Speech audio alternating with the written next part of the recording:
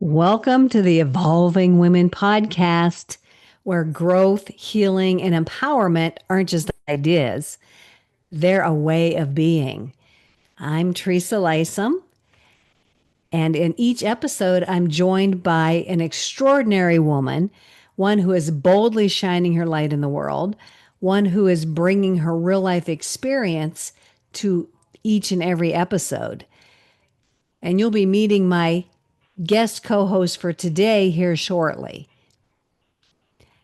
She brings her heart centered wisdom and her powerful story to remind us all that we are not alone on this journey. This space is your permission to evolve, to expand, and to fully embody your most radiant, authentic self. So let's evolve together. Welcome to Evolving Women, everyone. We're so glad you're here. I'm Teresa Lysam, and I'm here today with my wonderful friend, Veronica Shears. And we want you to know that November is National Caregivers Month, and Veronica is an end-of-life doula, and she wants caregivers everywhere to know that they are not alone because caregiving can be a lonely job. So, Veronica, I'm going to turn it right over to you right away and let us know if someone listening or watching this is a caregiver, what they can tap into, what resources and tools are available to them. Thank you so much, Teresa, for the wonderful introduction. Yes, I am an end-of-life doula and a hospice nurse. So I understand what caregivers are going through. I am a potential caregiver. No, you can't say it potential because it's definitely going to happen. I am a future caregiver, although I am already caring for a lot of things involving my parents who are 90 and 87. Because I'm the one that gets to go to all the doctor's appointments. So, like many caregivers know, you make that appointment with the doctor knowing that you're going to have to spend this amount of time to get your person ready. You're going to have to spend this amount of time herding them in to see the doctor, and then this amount of time to get them home out of the car, back to where they were, and hope that the confusion isn't so bad that they have no idea where they're going. And sometimes they don't. And you just keep taking them because you know they need to go. Um, just a thought for all the caregivers out there.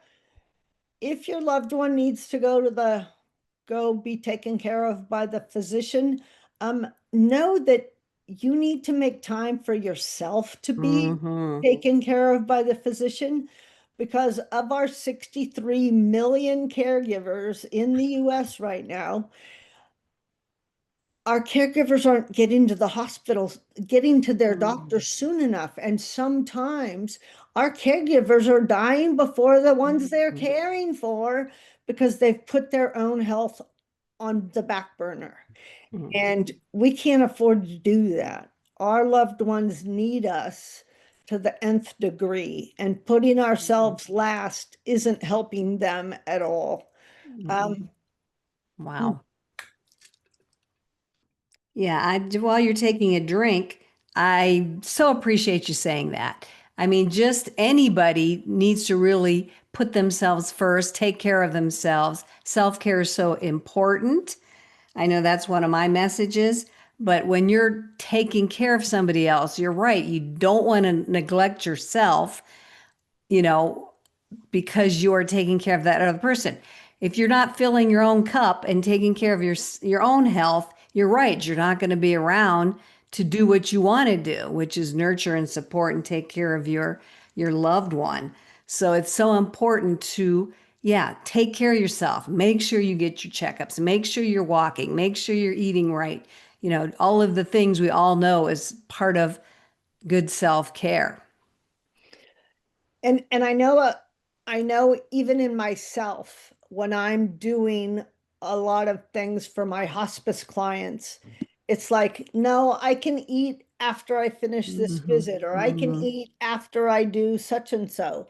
Well, by not feeding myself, I lose my energy and my thought processes. Mm-hmm. And this goes for every caregiver out there. You need your fuel to be able to be the caregiver that you want to be. And without that fuel, you're not thinking as clearly as you can. Right. Um, we had a whole section on care on in the last summit I was on caregiver self-care. Um, and we all realize that the people that are caregivers put their caregiver first. The person they're caring for, they put them Mm-hmm. first. Mm-hmm. And we understand that. And when we tell somebody, well, you need to do some self-care, in the back of your mind, you're going, and where am I supposed to find time Mm-hmm. to do that? Yeah.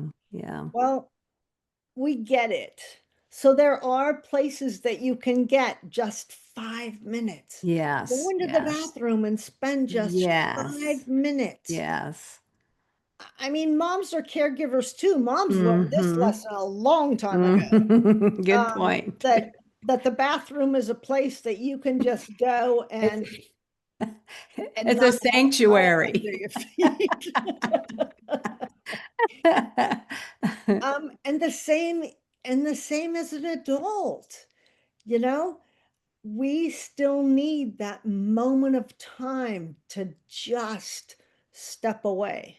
Mm-hmm. Take some deep breaths. If we're Mm-hmm. not breathing properly, we're robbing we're Yes. robbing oxygen from our brain, and and we and we're not thinking as well as we can. The problem solving skills we lose because our brain is starved for oxygen. Mm-hmm. So, just some thoughts. So, there are so many things that a caregiver can do to get the support that they need to get that 15 minutes. So, ask this is the big one. This is the one where a lot of us stumble. Ask for help. Yeah, And really, that's big. Yeah, Here's that's big. here's one that the lead author of the books that I've been a part of, the Caregivers Advocate and the Caregivers Advocate 2. The lead author said she has in her back pocket an index card that has the tasks that anyone that comes up to her and says, "What can I do to help?" Mm. Well, they're Wow. offering you help. Yeah, Don't yeah. let them know that you're fine because you probably aren't. Right, right. Even if Wow. you are, a 15-minute break to be able to go out and brew yourself a cup of coffee at home, or go out and ground yourself in the Mm, grass, put your feet in the grass, and let all your negative energy go down into the earth where it can be handled and you get filled with positive right, energy. right. Mother Earth loves to absorb our negative energy. It doesn't bother her at all. She's got energy to spare. Mhm. So let us ground into I have a just a dirt patch right outside my front door, and I'll just flip off my slippers and go walk out there and just open my arms wide, lean my head back and look up at the clouds and just be Mhm. grateful Oh, to yeah. be Yeah. alive Yes. and know that I'm doing the best grounding that's possible. Mm. Huh. And I love that you're letting people know that it doesn't take a big chunk of time. I think sometimes we think we're under the misconception that self-care is a long hour or two, or got to go to the gym. No, it can be done in these little teeny chunks, these little minutes of time Mhm. with intention. Like I said, something simple where you don't need any tools. You just breathe, you just ground, just get out and get the sunshine, feel the breeze, whatever. Breathing, we forget that that is a tool at our disposal. Yeah. But There. there are there are presentations. If you just go to YouTube and say breathing, you can get a Mm, whole bunch of people that are willing to lead you through even a 5-minute deep mm-hmm. breathing session Yeah. because they know how important it is. Um, yeah, and that index card, that one floored me. I love that. I'm gonna laminate That's my index fabulous. card. So you're saying she could pull it out if somebody offers help, she has like a list. Oh yeah, Yeah. I'd love for you to stop by and whatever, Well, grab me a she, coffee or whatever. she just has them written on the list and she just says, "Here, pick one." That's even better. I love Right? that. And then you're not saying how much time you need, you know. They can just pick whatever you have available, whether that's making an extra meal so that you don't have to, give Mm-hmm. me the leftovers of your dinner. I'm perfectly fine with that because I need to eat too. And whatever Yeah, you have yeah. time to make is probably better than what I have time to make. That is That's sort of genius. I love that's sort that. of my idea.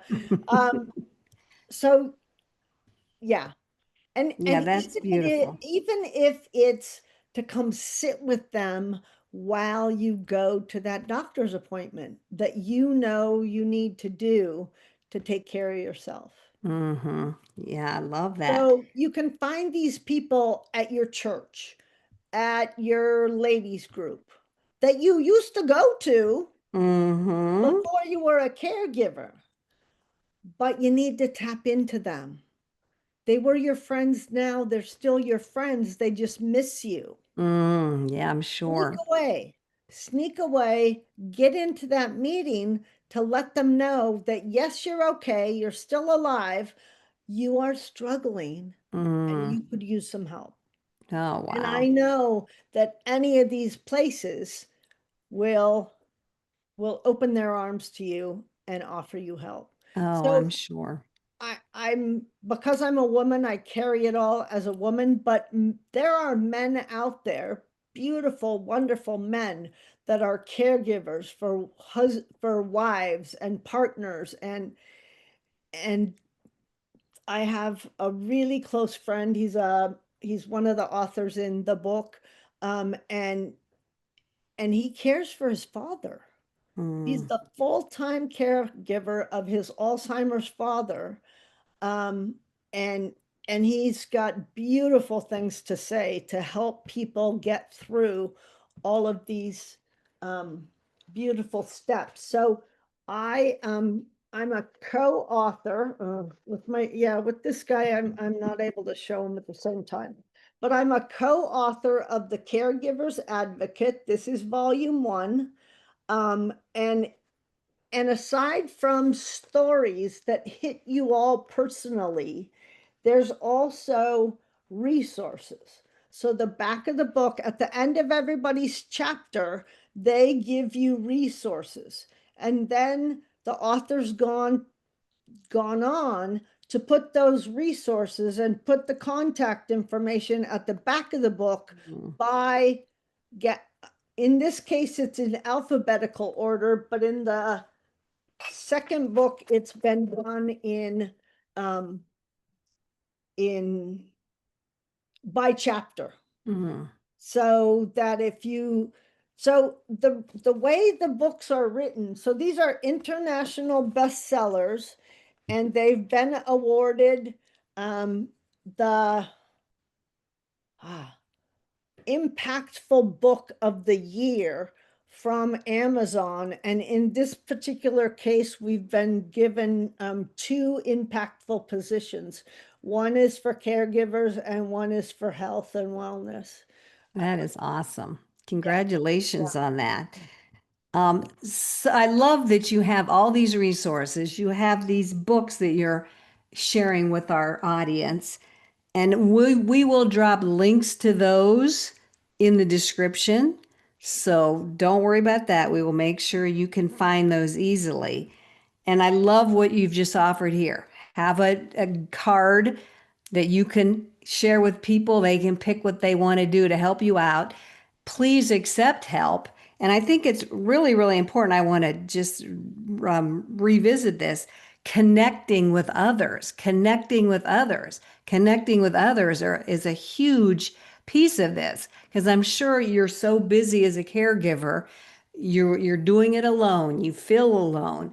You don't have time to maybe connect with your friends, but I think you need to make time and Mhm. really be intentional with that so that you don't start to contract and feel even more isolated.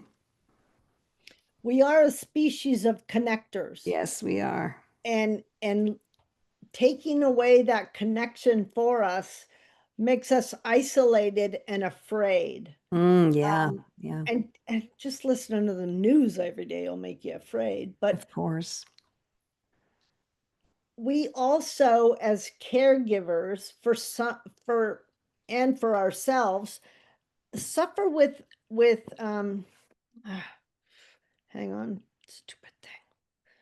Um, we suffer with anticipatory grief Mm. because Hmm. we know that someday our the our loved one, the one that we're working so hard to care for, is not going to be here.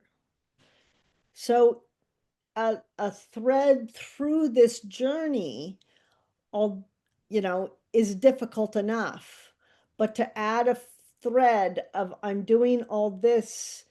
Sometimes they recognize it, sometimes they don't, but all of a sudden they're not going to be here one day. Mm.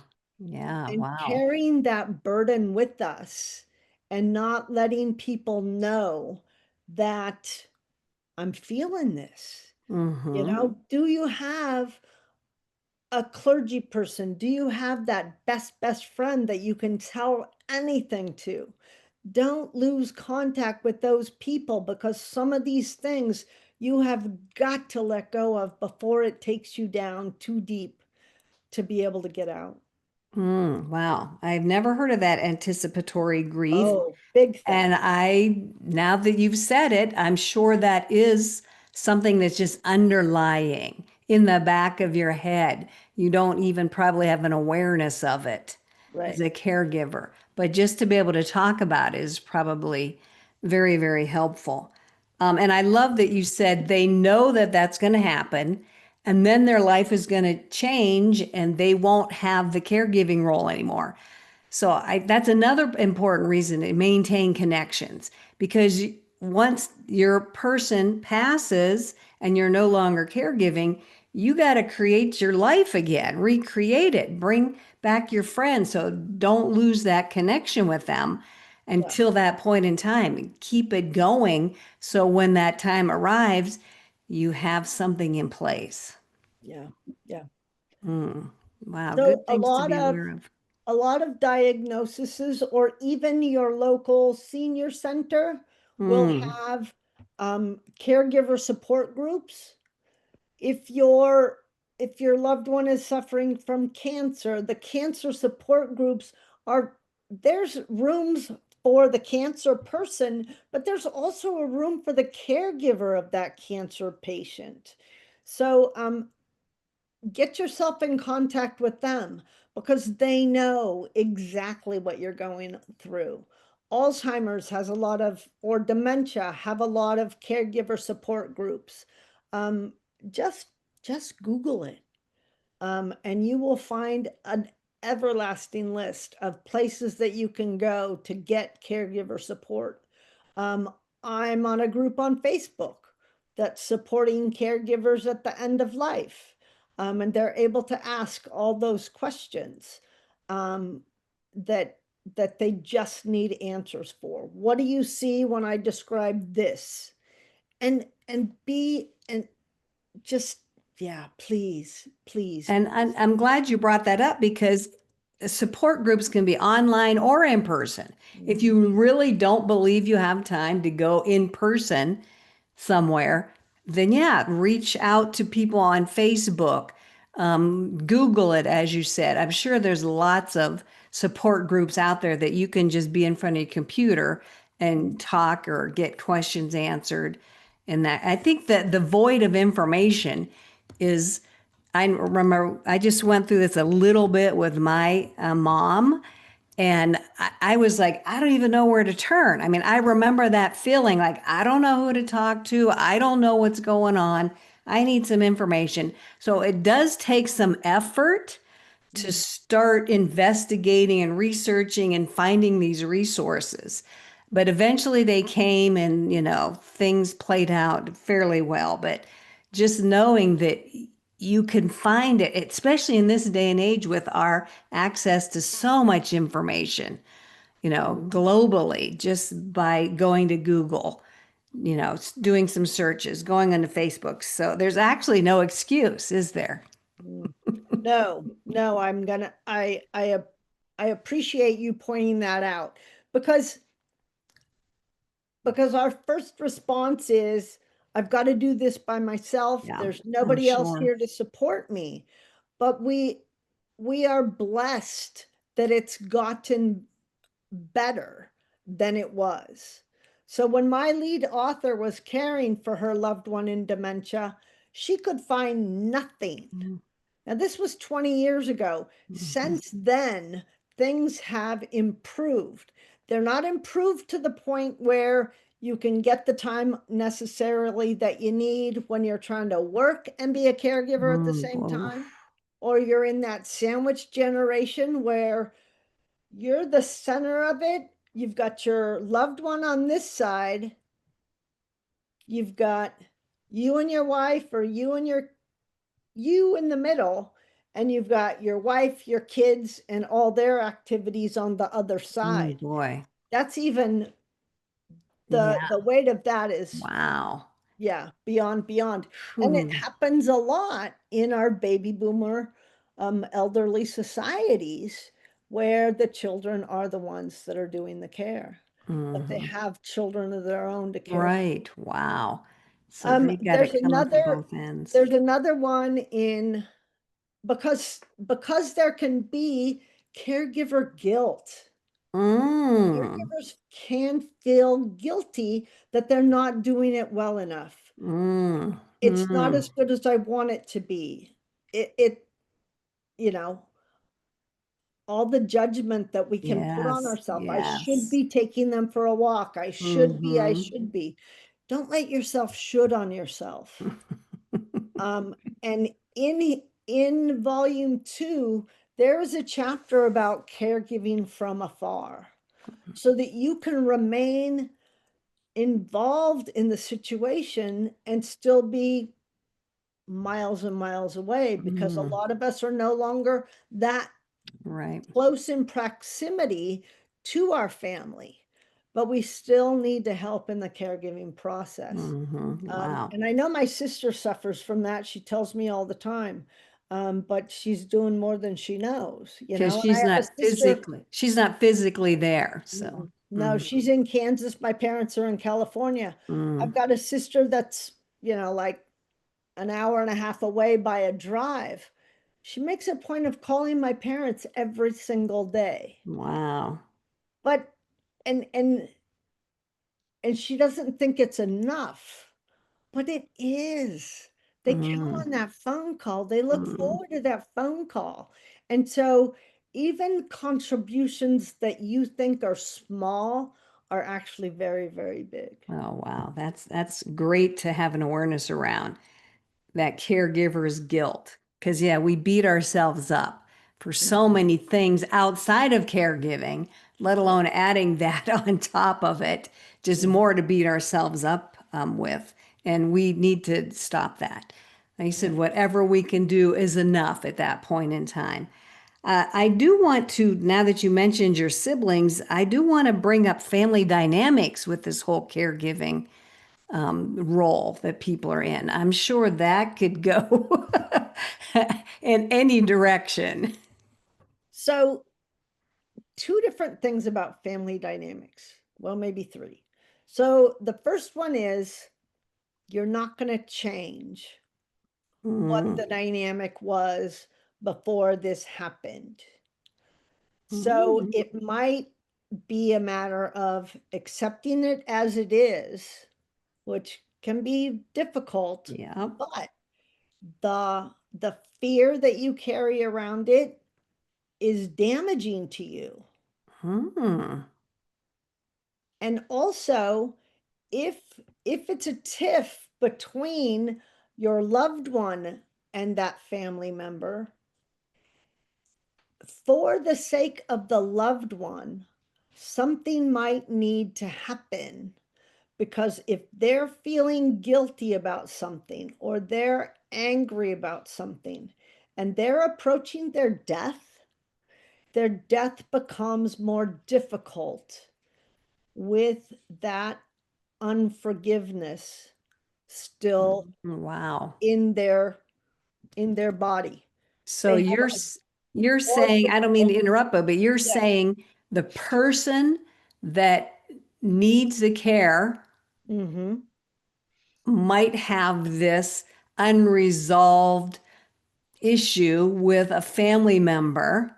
Now, do Mm-hmm. you mean the family member who's doing the caregiving or just family members in general? Family members in general. Um, sometimes caregivers are there that had no intention of ever being there, but there's nobody else. Mm, So sometimes they just need to go up to their loved one and say, Mom, I really didn't expect to be here for this. mm, We had our times. We were stuck through whatever situation, hmm but I've chosen to be here. Wow, I love And that. so asking for their forgiveness and you being able to forgive them for whatever they've done. Now, mind you, you don't have to like what they did was okay. No, what they did wasn't okay, but carrying around the load of that Mm, is too much for both of you to bear. wow, that's another thing you brought up that I would not have thought of. So say you and your parent had a difficult relationship prior to this, Mhm, and you're stepping in that caregiver role, and the parent might not be too thrilled with that, but I love that you're advocating for honesty, mhm. having honest conversations, Yeah. having forgiveness come from both sides. It may happen, it may not, but you have to be able to do it within yourself. Forgetting is for forgiving does not have to be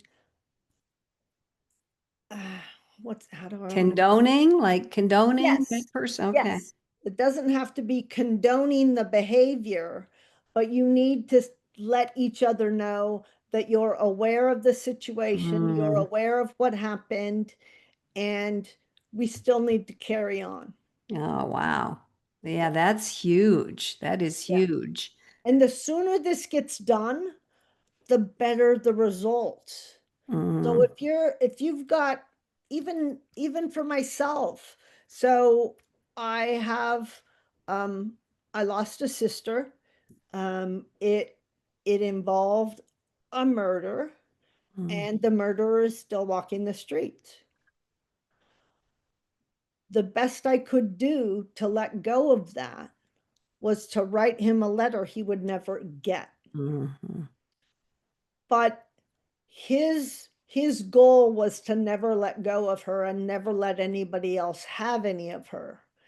Well, now she's an angel. He did her a favor. True. She's out of harm's way, Hmm you know, and yeah, and that's how I was able to process that one. Yeah, like I said, you have to, again, take care of yourself, protect your own energy, do your own forgiveness work, despite what the other person is doing or accepting or not accepting, and whether they're going to receive your forgiveness, your kindness, your love. We can't control other people's behaviors or thoughts or whatever. Yeah. But to be able to give ourselves the gift of This is what I'm going to do. I can control myself. I control my own emotions and how I'm going to interact with this person, Mhm. up in as they go through this process. There are so many layers to this whole caregiving Yeah. role. It's unbelievable. And everybody's situation is different. I understand that. But there's still those basics, the self-care, being honest. I love that. Taking care of your own energy. It, so there's some basics that every caregiver can step into, all the resources that you've provided. But even though your situation is different, there's still some commonalities there. Mhm. Mhm. So Yeah. that's Yeah. that you have brought so many things to the forefront, Veronica. Thank you so much. Can you tell people how they can connect with you, please? So I do have a web page. That's one of the best ways. And yeah, And check out your books. We'll put the check out link to my the book. So books. Caregivers Advocate is on Amazon. Hmm. Um, and there is an ebook available if you're not the reading type. But if you need that hardcover, if you need that hard book, so that you can outline stuff and Yeah, yeah. make big exclamation marks so that Yes. you can remind yourself how Uh-huh. important these things are to you. I strongly recommend the book. It's, Oh yeah. Yeah, there's yeah. something about that book that I love. And like you said, I highlight things and underline things and dog ear the pages. And yeah, there's some books like every page is dog eared. And it's just easy to grab and reference. But Yeah. yeah, And thank you for everything you've shared with us. I think this is a really important conversation, especially during this health. No, I don't want to say health caregiver. Caregivers Month, not health caregivers, but um, please, everybody that's listening, take advantage of this information. If you know someone who can benefit from the conversation we just had and these other resources, please send this along to them. Connect with Veronica if you need more by all means, in-depth conversations and some more personalized help. I'm sure she would love to do that. And oh, thank you yes. so much, Veronica. This is so, so important and very timely. So thank you for bringing this to us. Thank you for all that you're doing out there in the world as well. Thank you very much, Teresa. I Oh, enjoy my work immensely, and I would love to connect with anybody that's out there that could handle some help. oh, that's beautiful. So we'll look for the information to connect with Veronica in the description. Thank you, everybody, for listening. Thank you again, Veronica. And we'll see everybody on the next episode of Evolving Women. Bye bye.